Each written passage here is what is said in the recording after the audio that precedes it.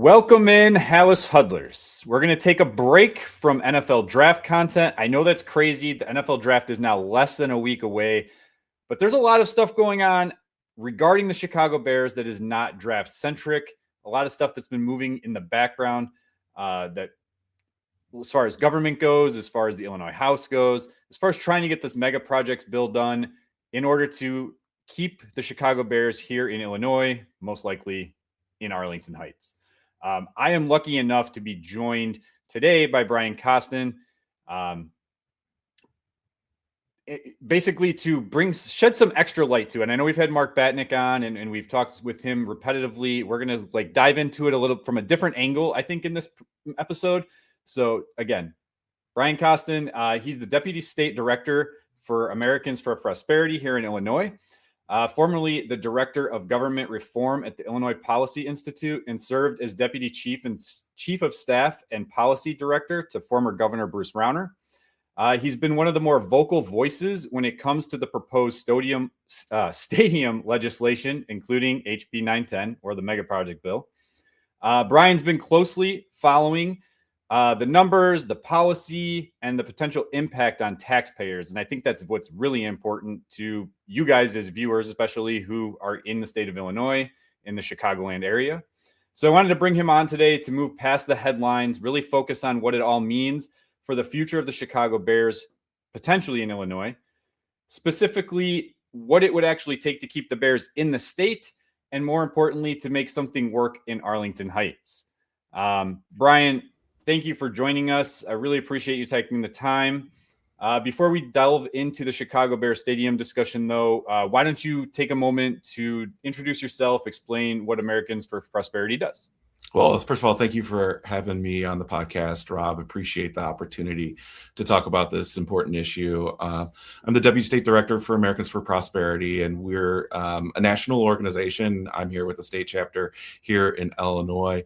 And what we really focus on, one of our biggest priorities and kind of touches on this issue here, is we want to protect the taxpayers of the state of Illinois. We have the highest combined state and local taxes in the nation, the highest property taxes in the nation, and this issue really kind of intersects with that part of our priorities here at Americans for Prosperity. Yeah, every time I post something about the Chicago Bears Stadium, it's such a diverse and divisive conversation. It's either like someone's like, it's going to be Arlington Heights no matter what. I don't care what's being said. Stop talking about it. Or it's going to be Hammond, Indiana. They're giving them too much of a good deal. There's no way Illinois can match it. Stop talking about it. But here's the thing. There's so much more to this than just the Chicago Bears. And I think, Illinois needs to come up with some type of legislation to not keep losing these big businesses to other states.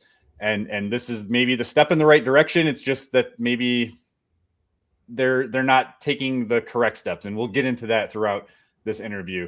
But you've been very outspoken with concerns to the HB 910 bill. So before we get into specifics, do you believe that keeping the Bears in Illinois should be a priority? I would love if the Bears stayed in the state of Illinois. I've been a Bears fan. I was 5 years old in 1985 when we had that magical season and Super Bowl season. I'd love to see him stay in Illinois. And I also think that it's kind of emblematic of the state of Illinois. We have a big problem. We have a lot of businesses that are leaving the state. We're number 3 for out-migration for businesses over the last 10 to 20 years.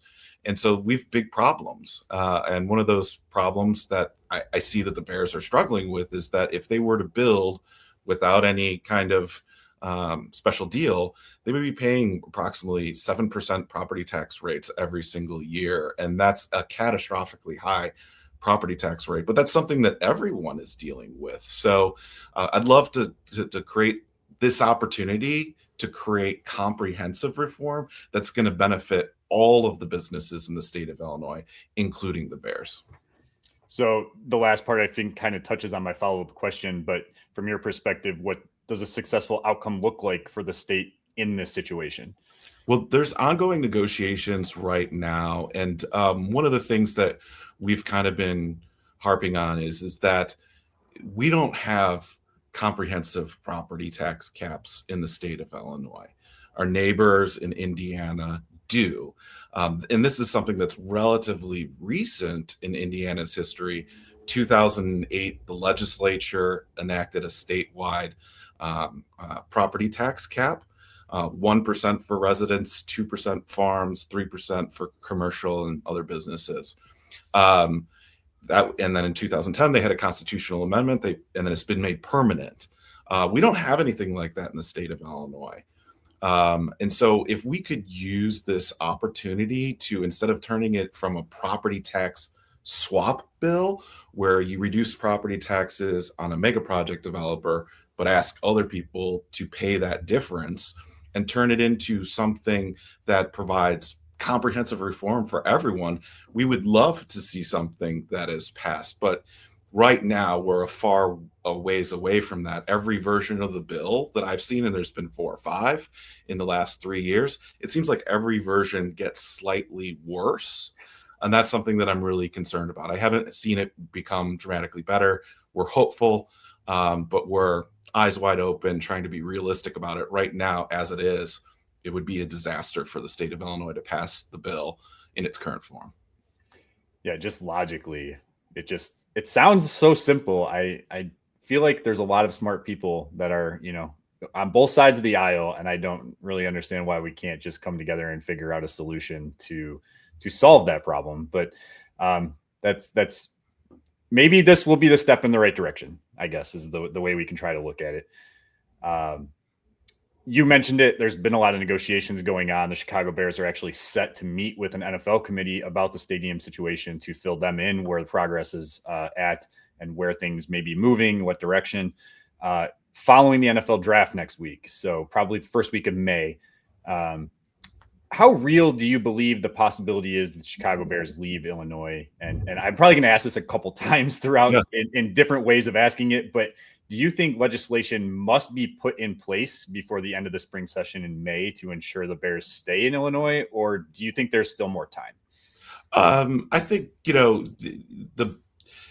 when you see these economic development deals happen, a lot of times there's pressure and timelines that are artificial that are placed on it. Let's be honest, the Bears have a home through 2033. That's when their lease runs out in Soldier Field. So they are not in we have to move tomorrow type of situation. They could wait. Now there's a cost to waiting. They're paying property taxes on their Arlington Heights property right now, which is just across the street, by the way. We're in Rolling Meadows, other side of 53. Other side of 53 is where the location would be. So there is a cost. Construction costs go up, that type of thing. So they probably would prefer to do it sooner rather than later, but they don't have to.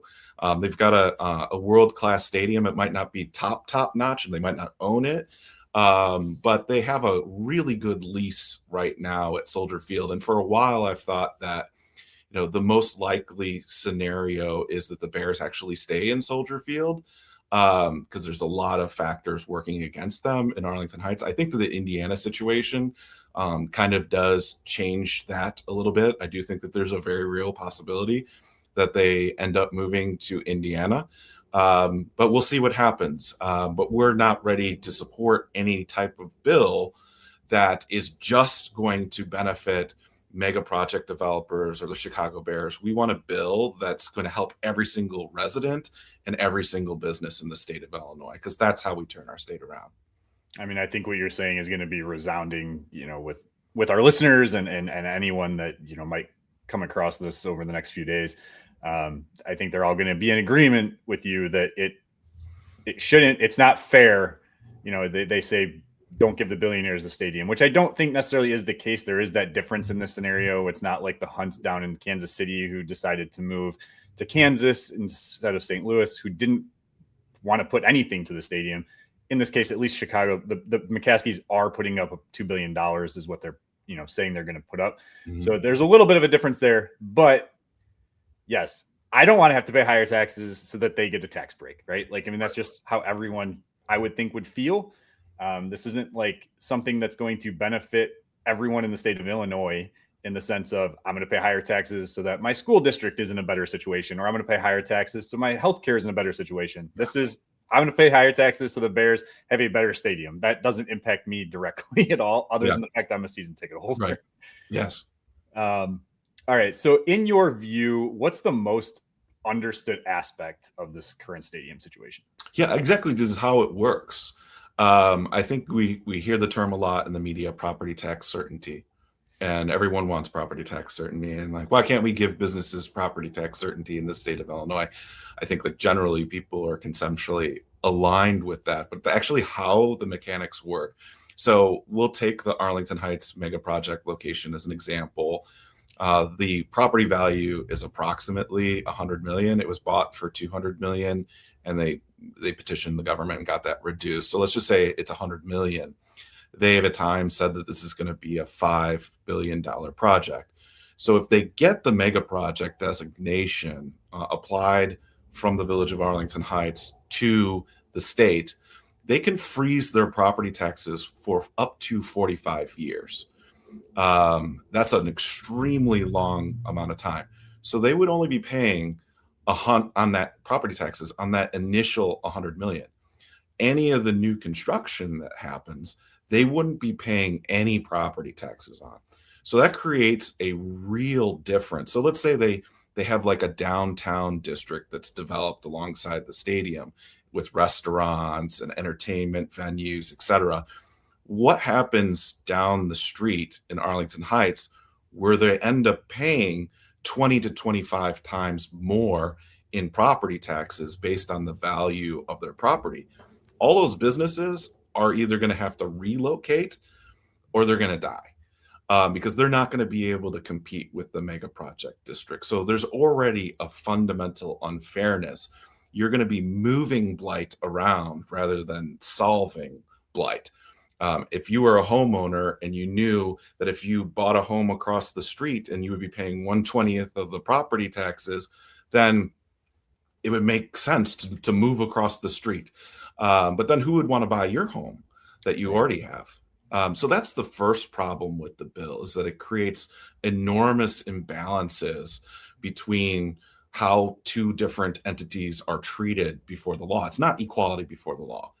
The second part of the bill is really what I call the nuclear bomb in the bill, is that for purposes of tax limits and bond limits, they're going to use the fair cash value of the mega project district after construction to determine how much local governments can raise their taxes every year. But the mega project won't be paying those property taxes. Right. They're still at that 100,000. Yeah, they're still at that initial value. And so all of that new taxing power, whose shoulders is that going to fall on? It's going to be falling on the communities, in this case, in the northwest suburbs, on the places right around it. And so that is going to, I'm really, really concerned about this proposal, because I think if that happens, you could be seeing people in the northwest suburbs where their property taxes over the course of construction, as that finishes, where the property taxes could double or triple. And we're talking about doubling or tripling on what are already some of the highest property tax rates in the entire nation. There will be a point in which people will start walking away from their homes, from their businesses, and saying, there's just no way that I can do this. And there won't be people coming in to buy those properties. And that's what starts a catastrophic economic decline, where places are going to start looking like a Harvey, Illinois, or Detroit, Michigan, where you just have 90% of the people are walking away from their properties. It's not a good scenario. Very concerned. Yeah. So I had a direct question about that a little bit later in the interview that maybe we can expand on it a little bit more. But the way that you just made that sound to me is maybe a little bit of a follow-up question. What's also stopping developers from, maybe even not every developer has the same type of capital as every other developer, but what's stopping them from just trying to create these mega projects versus just, a single multifamily development, right? That's not going to necessarily hit that $100 million mark at the lower end of the mega project bill, right? But what's stopping them from just combining and making like a huge mega project area that's now going to fall within this, statute if it was passed? Yeah. And they're getting all this tax incentive while everybody on the outside of that bubble is now just, screwed in the lack of not political sense. Yeah, I mean, it really incentivizes high density, concentrated development, because it really is extraordinary tax benefits. This is one element of the tax benefits. There's also benefits on the construction of the property. Right. I should note, I brought in the reference to residential. There are some versions of this bill that include where residential does get this tax break, others where it doesn't. So we don't know what the final version of the bill will be, but there are differences, and there are differences, as you alluded to, where originally it was $500 million, where that was the threshold for a mega project district. It's been reduced to 100 million with 100 jobs. There's really a lot of developments in the state of Illinois that could qualify in this. And you're right that it could incentivize companies to work together to get these special benefits and have these things proliferate all over the state. Something we're really concerned about. If everyone could get super low property taxes, I mean, that's something that's a little bit more equal and maybe beneficial for the state. But when you're doing it at the expense of someone else, that's a non-starter for us. Yeah, that's crazy. Okay, let's focus specifically on Arlington Heights. In your opinion, what would need to happen to make this project viable? Well, I think that right now, this is a very good piece of land.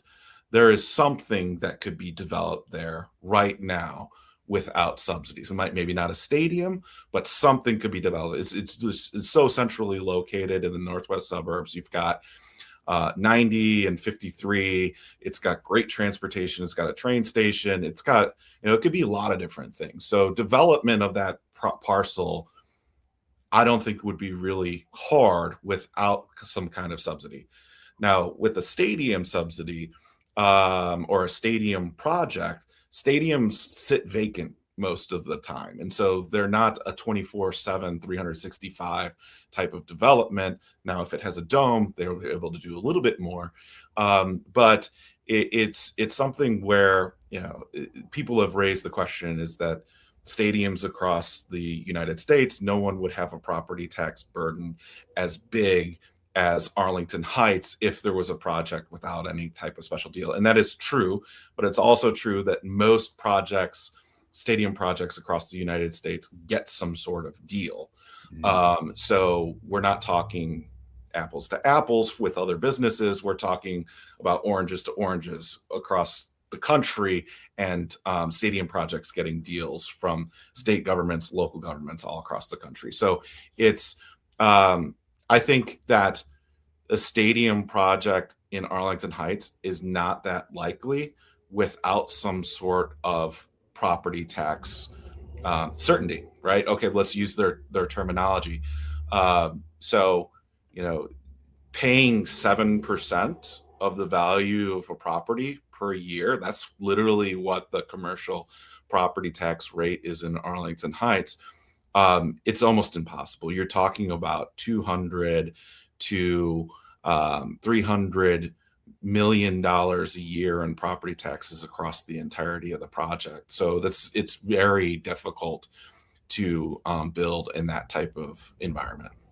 Yeah, I mean, that would be more than what Arlington Heights brings in on an annual tax revenue base from property taxes as it stands. Yeah.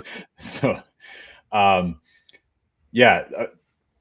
you made a point. I mean, I think there's a lot of misconception, especially with the SoFi Stadium project, that Stan Kroenke did not get any outside assistance or government help, but that is not the case. In fact, he's actually in lawsuit right now trying to sue Englewood for infrastructure dollars that he put forward in the beginning that he was expecting to get back on the back end. So, guys, for those of you who think that there wasn't anything involved in that stadium deal, there 100% was.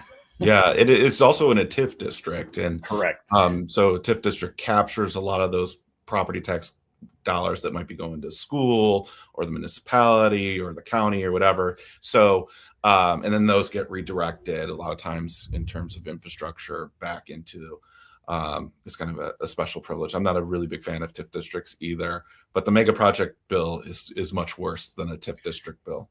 I was actually going to bring up the TIF situation to see if maybe and since you brought it up and you said you're not a proponent of it, if you felt like it would be at least a little bit more of a fair starting point, because in my opinion, I mean, taxing, for those of you who don't know what TIFs are, they're tax incremental financing districts. So like basically what happens is, over the years, things incrementally go up, and then the amount of money that you're putting in, you kind of get kickback because you're paying for things in advance, and then you're getting a kickback for the infrastructure dollars that you put into it, the development dollars you put into it. But in the end, like, you're not getting a flat $100,000, property tax valuation for what your property taxes are going to be. Would at least that be in the step in the right direction? Or do you think the negotiations, and maybe I'm getting ahead of myself with this interview, or do you think the negotiations that are ongoing right now actually has a better plan? Yeah, well, TIF districts, as much as I dislike TIF districts, and there's a lot of abuse of TIF districts, and it's the fastest growing area of property taxes in Cook County. There's just a Maria Pappas study that came out a couple of weeks ago, and they said that over the last 20 years, TIF district revenue has gone up over 1,000%. Wow. In Cook County. And it's approaching the levels for the city of Chicago where they're almost collecting as much money in TIF districts as the municipality itself is collecting, which is kind of shocking that local governments would spend that much money on economic development, especially when the research shows that communities that use TIF districts do not grow faster than the ones that don't. It's kind of on the macro level, it doesn't work. Now on the micro level, it can work because you're essentially reducing the taxes for a specific area and giving them more benefits.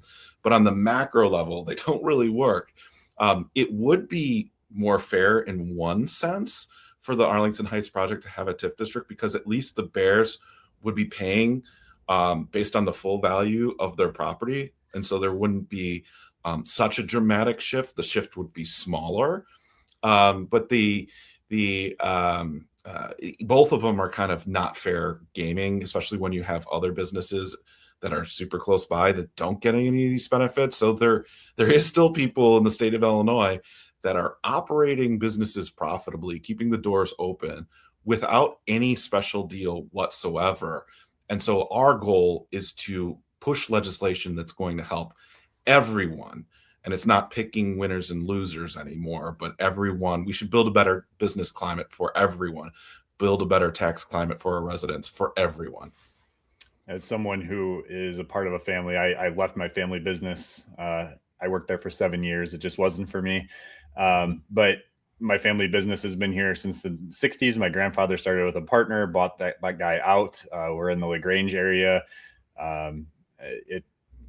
My uncle would be 100% in agreement with you right now, because he constantly talks about how, small businesses are constantly trying to be pushed out by your big corporations that come in, these people that get these tax incentives, and to your point, these TIF districts. So 100%, there's many, many people that are in agreement with you. I just think that too many people don't understand the nuances and how things work. Yeah. There are some businesses that have more clout than others. Yes. Like the Amazons of the world get big deals. The Apple stores, they get big deals. The people that get the headlines tend to get the big deals. And I think in Illinois, especially in Northwest Illinois or Northeast Illinois, that the Chicago Bears are constantly in the news all the time. So they perhaps have the most amount of clout of anyone.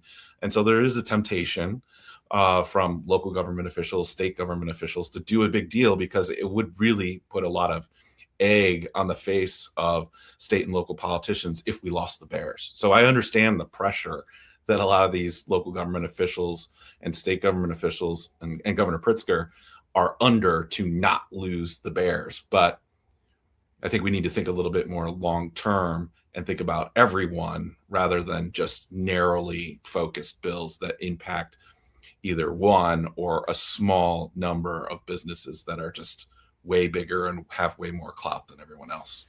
I have a question that towards the very end of the interview that I'm really looking forward to hearing your response on, and you kind of touched on it there a little bit. To move forward, I have a lot of people who are constantly commenting whenever I post anything regarding the stadium, and they're like, it has nothing. Well, the state property taxes are important, but there's not even an infrastructure bill in place. Nothing's going to get done, right? First of all, I just keep trying to tell people the infrastructure portion of it is so small compared to what's trying to be decided on right now. I don't think that there would be any issue with if there was enough backing bipartisanly right now regarding the mega projects bill. I don't think there'd be any issue getting an infrastructure portion attached to it or a separate bill for that down the road. And I think even if the mega project bill was to be set in place, the infrastructure can wait, right? Like you said, there's kind of like artificial deadlines. It's not something that really needs to happen immediately. Yeah, well, I assure you, they're working on the infrastructure right now. Euclid, Northwest Highway, all up and down to 53. There's people out there working right now on the infrastructure, and so that's kind of reasonable when you talk about the arterial work and arterial infrastructure. Now, I'm not going to say any deal would be a good deal, but when you have increased number of people and taxpayers in an area, to take that general revenue and dedicate it to alleviate some of the concerns there, to make sure that people can travel and not have overwhelming traffic. And that's perfectly fine to be in a negotiation. Typically, what happens when you have a new development is that on the inside barriers of the development, it's the developer's responsibility to pay those costs. So like new sewers, new roads, new landscapes, parks, etc.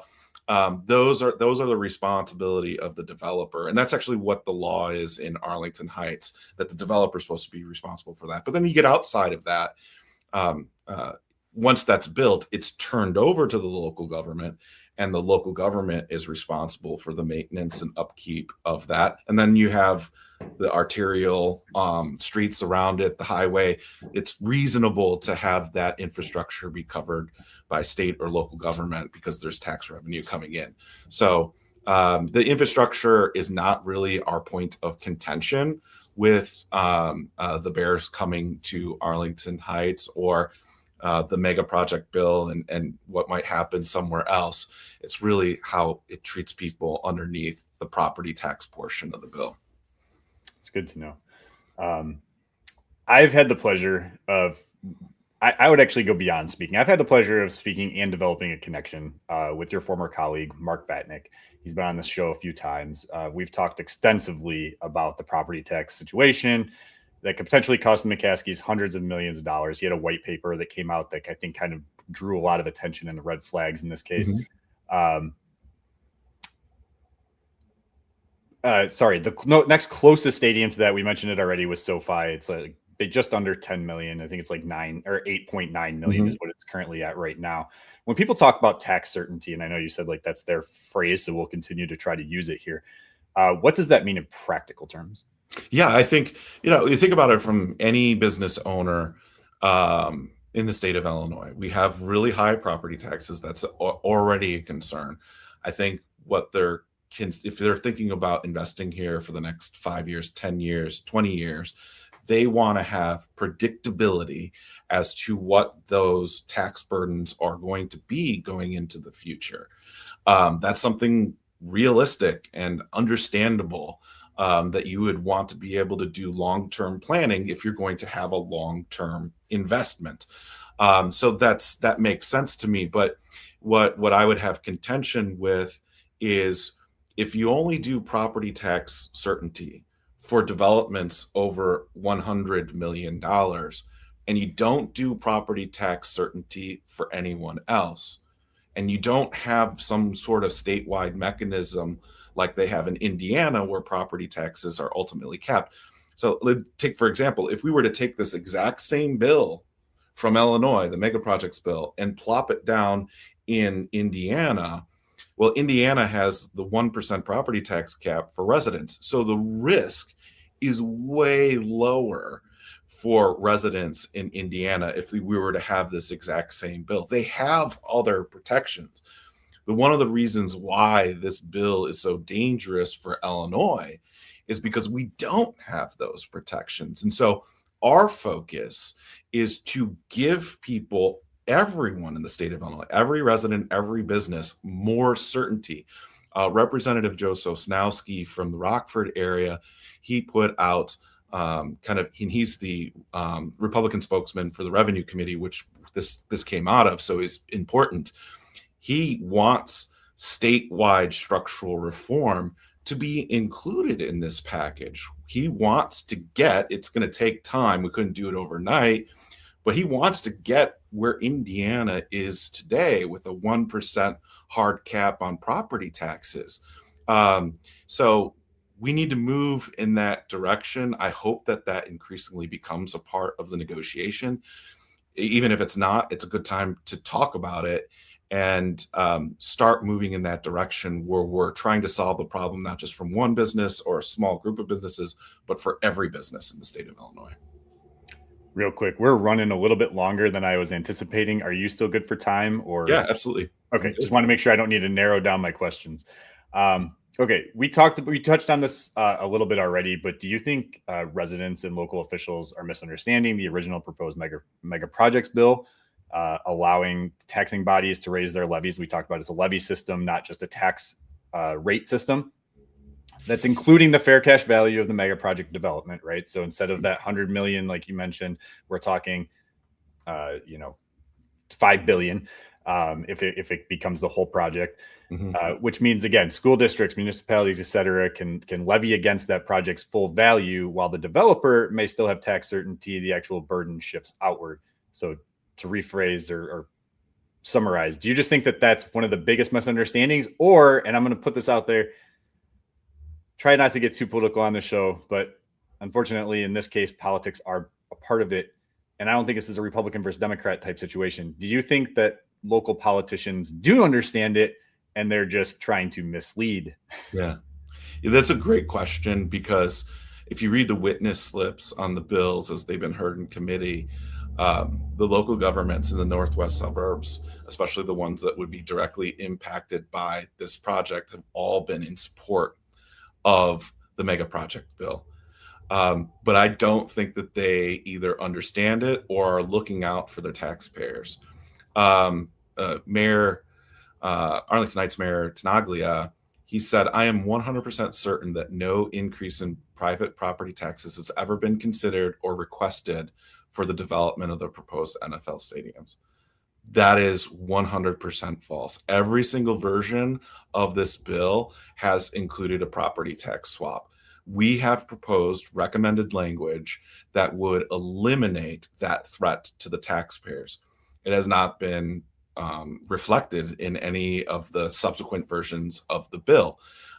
It would be quite easy to write that out of the bill. It didn't need to be included. Why include this portion of the bill that says that the overlapping taxing bodies can use the full fair cash value of the properties, even though they're not paying property taxes on that value, to raise their tax and bond limits? It's like, bold that section of the bill. We need to address that. So I am concerned, like from the very beginning, I don't think legislators knew how this really impacted. Former State Senator Ann Gillespie was the first one who filed the bill. And she basically took a bill that was posted on CatFacts, which is the insider's blog for Springfield, a version of the bill that the Bears were shopping. She filed it. I read it. I was like, oh my God, this is really bad. I went to her office and talked to her, and she didn't understand that it did that. But when she was made aware, she was very concerned. She was already concerned to begin with. She was kind of skeptical. But I have found, until you sit down to someone and explain to someone how this actually works, the mechanics of it beyond the headlines, that it takes a little time to get people to understand what are really the consequences for this. My understanding is that Governor Pritzker has been pushing this for a number of years. We've tried to make them aware of the problems in the bill. I hope when the final version comes out that they are able to address this. But I haven't seen a single local government official accurately describe how the bill works. No one has ever mentioned the section that we are most concerned about. It's as if that section doesn't exist, but yet it still remains in the bill. So we are really concerned that people are walking into a situation where they do not understand the impact that is going to create on the taxpayers that live in their communities. And so that's why we're trying to speak to as many people as possible is what we need to do on this bill. Yeah, and again, I appreciate your time and going through this. I know we're typically a Bears, football focused podcast, but this is near and dear to my heart as well because I do work in property tax. I used to be on a consultant side, and now I work internally for a REIT. Piggybacking off that last question, and you kind of touched on it a little bit earlier. What happens when one property inside the mega project is effectively taxed at a fraction of the normal rate, while homes and small businesses outside the bubble will be required to pay 10 times plus more? Again, does this pull investment out of surrounding neighborhoods, depress redevelopment, and create a permanent two-tier tax system? We already have kind of a two-tier tax system anyway, so now, at least in Cook County, so now you're looking at making it even more, unequal and fair. But inside that mega project and then outside that mega project. Yeah. Well, inside the mega project district, first and foremost, I think it's going to look amazing. One analogy that I've kind of taken to is that it's going to look like the Hunger Games, where you have the capital city, which is the mega project district, which is paying almost no property taxes in the case of a vacant land property like the one in Arlington Heights. For 45 years, but then everyone else in the surrounding area is going to be picking up the difference for that. I do think that it's going to cause businesses to relocate inside the mega project district. And if residents are eligible for the property tax cap as well, they'll do the same thing on the residential side. And so I think, I try not to be hyperbolic. I try to be as accurate as I can about this. I do think that this is going to be catastrophic for the areas around the mega projects that are going to be at a severe competitive disadvantage because of the property tax treatment. And it's kind of an adding injury to insult. It's not only do they get a freeze, but they use the frozen portion to raise taxes on everyone else. It's just like, it's not hard to think that this is going to end up where communities outside of the mega projects like Arlington Heights, Palatine, Rolling Meadows end up looking like Harvey, where property taxes are approaching 5% for residences, almost 20% for businesses. And it's just there's inescapable decline in those communities because the property taxes are just obscenely high. I think if this goes forward, whether it's just Arlington Heights or if it's many projects across the state of Illinois, we are going to come to very much regret making this decision right now. So there's talk of that this might happen in the next couple of weeks.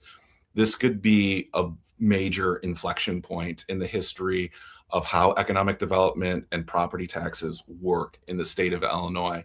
And we should pause before we go forward. I'm going to move a little bit. I'm going to put it on you basically. So I'm going to combine my next two questions.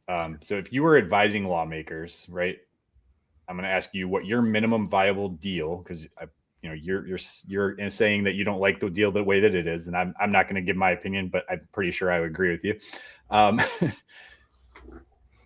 What would that minimum viable deal look like to keep the Bears in Arlington Heights, and put it in a way that would be fair and a compromise that would give both the team what they need, right? I know you mentioned that they have a stadium in place right now, which is 100% true. But I will say from a business standpoint for the McCaskies, who are not independently wealthy, they don't generate a lot of extra revenue outside of the Bears. And when it comes to the stadium, they're looking for ways to help develop or generate more revenue to put into the team, I would hope, and not just into their pockets. But so how are we going to make it fair for them, but also fair for the local governments, the municipalities, and then also what's probably most important is the taxpayers? Yeah, there's three things that I would really look at that would make me comfortable in going forward with a deal. One, it should not be the case that people should be seeing higher property tax burdens because of a mega project development.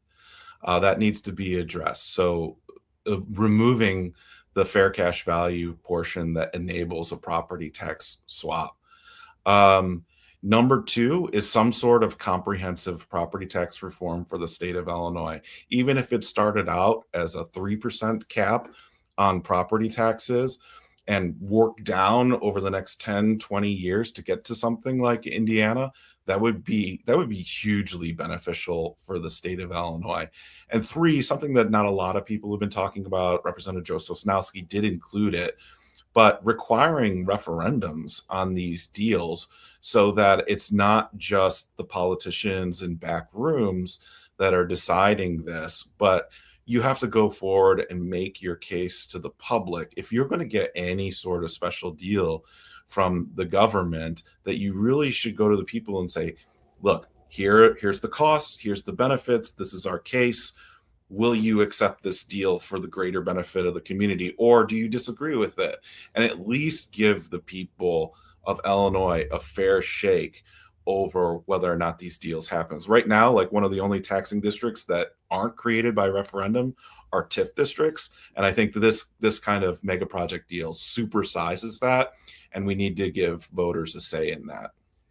So basically, to give listeners a generalization of how that would look, if you live in a community, and I'm sure most people have experienced this, I know I have on multiple occasions, but it's like when your school district puts a referendum in to basically build something new, right? And like they have to explain to you what's going to happen with your taxes. Is it going to go up? Is it going to stay flat? Eventually, they lay that all out there for you. Yeah. I will say, though, sometimes it is a little bit difficult for those to get past when, you have families who are older and they don't have any kids, and then they don't care what happens to the school district. So in this case, it'll be interesting to see how a mass referendum would be for the whole state of Illinois. Is there anything that's been out there that's like recently, and I'm just blanking on it, from a voting standpoint, that's been similar, not obviously property tax related, but like where people have had to do a mass referendum vote? Yeah, so the most recent example would be the progressive tax referendum that happened in 2020, I believe. And that was voted down by the people of Illinois. So we continue to have a flat tax in the state. What I would propose is like just the taxpayers that are impacted on an individual mega project level. Sure. If it's in Cook County, just Cook County. Yes. Okay. That makes more sense, right? Because otherwise everyone on the outside is going to be like, I don't give a crap. Let's just let it go. Right. Okay. All right. There's been a lot of discussion. You hinted at it already of a potential new amendment, negotiations that are going on. I've seen this just this morning. Captain Buckner has been making his little media tour going around. He was on, I think it was either the 670 the score this morning or 104.3, whatever their new FM thing is. Mm-hmm. And then David Kaplan issued a statement on Twitter today stating, I am more convinced than ever that the Bears will be building their new stadium in Arlington Heights. I expect a vote in the next 10 days to approve the mega projects bill, and it will be a bipartisan deal that gets it done. So to you, what would you, and you kind of hinted on already, what would you need to see in that bipartisan bill to make it credible? Again, I think you've hinted on that enough, but in other words, is there a version or revised stadium related bill? Since you hinted on enough, I'm going to rephrase this. Okay. Is there a way to that in your mind, because obviously there's a lot of pressure with the Hammond, Indiana situation and the Bears and the NFL. I feel like the NFL is pressuring a lot because they want to have the capability of putting a Super Bowl in Chicago, and they're not going to do it at Soldier Field currently. Right. Do you think that there is a bill that's more specific without there being that, the second part that you had said where you want it to be tax reform for the whole entire state? Mm-hmm. Is there a way to at least get this portion done and then maybe piggyback something on a second bill later? I think, right now we haven't seen, the negotiations have been pretty close to the vest. So I don't know what the Republicans have been saying, what the Democrats have been saying. I do know that when we were in committee, there was concern, even though the Democrats, it was a party line vote. The Democrats voted it out of committee. The Republicans said no, but they don't have the numbers. There was some Democrats that were concerned about the bill, that were concerned about the property tax swap. Representative Rita Mayfield, for example, from the Waukegan area, she was concerned about what it might do to other taxpayers. So I don't get the sense that we're close to a final deal. I know that there's being some things said in the media that maybe we are, maybe that's hopeful, maybe there are parts of political posturing, maybe. It could be posturing. It could be parts of that coalition that they think that they have an agreed upon bill. All I know is that the bill in its current form, we would strongly recommend, whether you're Republican or Democrat, to oppose it because we believe it would be catastrophic for the state of Illinois as it is. Could they make changes like having comprehensive property tax reform that would make us go from negative to positive on it? Yeah, maybe. And there have been some legislators that have pushed those ideas forward. So we're not saying that there's no deal that would bring us to a yes or a neutral. But those changes need to be significant, not minor. There's dramatic problems with the bill as it is right now, and there needs to be very big changes to protect everyone outside of the mega project districts in the state of Illinois. So what is the bigger risk right now? Doing nothing or approving the wrong deal? Doing nothing is better than the bill that is on the table right now. I don't want to lose the Bears, but I would rather lose the Bears to Indiana than do something that's going to catastrophically harm the economy of the state of Illinois and treat people unequally before the law. And the little guys are going to get steamrolled in favor of the big businesses that are building the mega project districts across the state. No deal would be better. But here's another thing that we need to consider is that we might not pass a bill and they might still not move to Indiana. So that's also something that's they could end up staying at Soldier Field. I know that not a lot of people are putting that as a possibility down. I do think it's a possibility. They've got a really good lease. They're not paying property taxes now. That's their big concern. They've already got a deal where they're not paying any property taxes. Their rent is like $7-8 million a year. It might not be everything that they want, but it certainly is a very advantageous where they have been able to dramatically increase the value of their organization over the years with the current situation. So, I would rather, if it's this bill that's on the table right now or doing nothing, I would absolutely do nothing because that would be better for the state of Illinois. This wasn't a part of my plan in talking about it, but to your point, from a property tax standpoint, they have an amazing deal. Their lease is fantastic. I mentioned it earlier. The revenue they don't get as what teams who own their stadiums do, but there are situations where teams don't own the stadium and they negotiate where they do get better revenue sharing. And wouldn't it just be a little bit more feasible? And we've wasted 4 years talking about this now, 5 years almost talking about this, where you had $2 billion. You could have built the dome, or reconstructed what is Soldier Field now. You're not going to have to worry about Friends of the Park in that situation. Renegotiate what you're getting. Maybe not have the park district involved with the field because that has been abysmal. And go from there. I mean, and this would have had to have happened though before Ted Phillips convinced the McCaskies to buy the property in Arlington Heights. I think they're too far removed from that, but maybe not in the situation because look, there were, I want to say 4 bids. They were the winning bid of 4 bids on that property. I'm sure whoever those other 3 are still interested in buying. Yeah. Well, that is a really great point. First of all, there was other bids. From my understanding, at least 2 of those other bids were racetrack people. Oh, okay. Okay. So now that the racetrack is gone, they have deliberately devalued their land. I think that was a mistake by Arlington Heights. I actually spoke out at the village board meeting before they went forward with it. But I said, do not let them destroy the racetrack while they still have their hand out saying, we need massive deals from the state government, from the local governments to make this project work. And that was a major red flag for me. Now, if they said like, oh, we don't need any subsidies or whatever, we're going to do what we're going to do. Yeah, you can let them knock down the racetrack and develop what they want to develop. But it was quite clear that from the very beginning, that they were asking for large amounts of money from the taxpayers on the local level and the state level. And so I thought it was unwise that they went forward with the demolition. But like I said earlier, is that it is a great parcel of land. It is very connected to transit hubs, both from 53 and 90. It's very close. So there's going to be a lot of options. Let's like say worst case scenario, the deal falls through, no stadium for the Bears. They end up going to Indiana. I am confident that that area of land could be developed or repurposed into something that it maybe is even better than what they had before with the racetrack. Perfect. All right. Again, I appreciate your time. I'm going to leave you with this question. I said I was going to ask it one more time. Do you believe the Bears will ultimately remain in Illinois, or is Hammond likely the future home of this team? That's a tough question. I go back and forth on it. I think that there is a higher than 50% chance that they go to Indiana. So and that's where I'm at.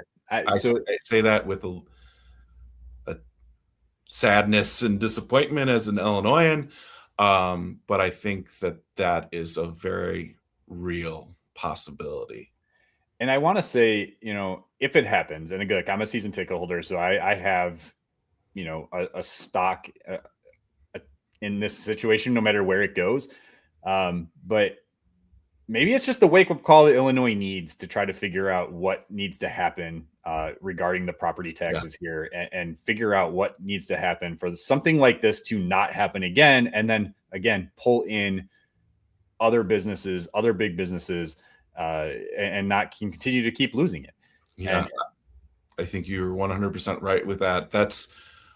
I hope that if we do end up losing the Bears, that it is a wake-up call to the state of Illinois, that we have big problems and we're not very competitive with other states when it comes to property taxes, total tax burden, regulatory, everything.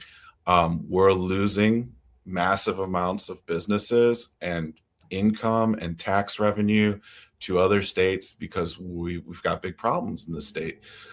So can we use this moment to move forward in a constructive way that is going to open some eyes and maybe force us to admit some hard truth, but allow us to move forward in a way that we can start solving these big problems for everyone instead of trying to solve the problems for a small minority. That's my hope.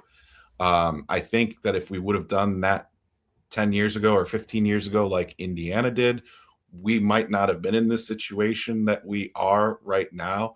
It's kind of, we've had a lot of self-inflicted wounds because we haven't tackled these big issues.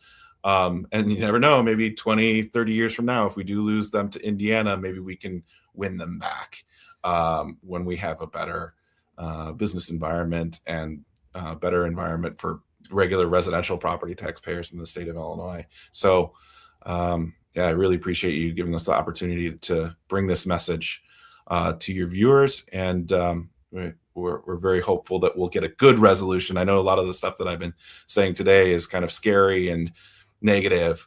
I hope that we can make some lemonade out of these lemons, so to speak. Well, again, I appreciate your time. Thank you for coming on, Brian. I'll give you the open floor if there's anything you want to plug individually, business-wise, whatever you want to do. I know we both had kids running at track meets last night. I posted mine on Twitter. He actually won both of his. Well, one was a relay, so it was a team event, but he won his individual event. Anything you want to plug, open floor is yours. I'll plug my daughter and her track as well. She's doing track for the first time. She's a flag football player and a basketball player. And so she decided to do track kind of just to like do something in between seasons and get a little faster, a little stronger. So she did the 800-meter shot put and the long jump. 2 of those 3 were for the first time ever. So she's not winning anything yet, but she certainly enjoys that. And I hope that, with Americans for Prosperity, what we can do is to ensure that the state of Illinois moves off its negative trajectory and starts recovering. Both in residents, we're losing population, but businesses as well. And that more people all across the state can decide that this is a place that they are going to raise their family, build a business, and start to turn the state of Illinois around. That's what we're hoping to do, instead of a bad bill that I think would take us down a different, worse trajectory. So that's what we do at Americans for Prosperity. You can check us out on Facebook or Twitter or our website. And we look forward to working with people across Illinois to make our state a better place. Well, again, thank you for having me on, or having you coming on. And I want you to also know this was not my son's first year. So tell her, look, he did not win anything last year. So all it takes is hard work and practice. And he actually does this to improve his soccer game because he's a midfielder and he needs the stamina. So that's awesome. That's awesome. I will take that message to my daughter. Thank you. Yes, of course. All right. Halas Huddlers, weigh in the comments. If you have not subscribed yet, I should have said that way in the beginning. Please be a subscriber. Hit the subscribe button. We have more draft content coming up before next week. Until then, bear down, claws up. It's after Packers always.